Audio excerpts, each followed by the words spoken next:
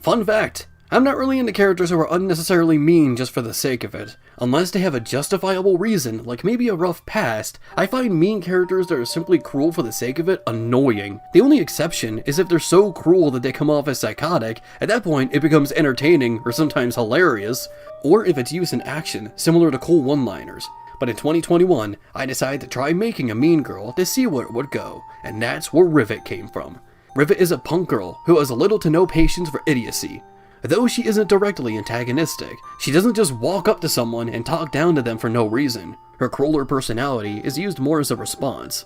But it's a thin line to walk on for her. All you could be doing is looking in her general direction, and that could be enough to set her off. Other times, she just comes off as apathetic or uninterested. She has a strong confidence she radiates almost everywhere she goes. Currently, she is roommates with both Velvet and Faith. You think that with Velvet being more comforting and warm, and Faith being chill, that they wouldn't get along with Rivet, but they understand her limits, and they piss her off the least. Despite what I've said about mean characters, Rivet has become one of my favorites, and nearly every piece she's in I think still holds up.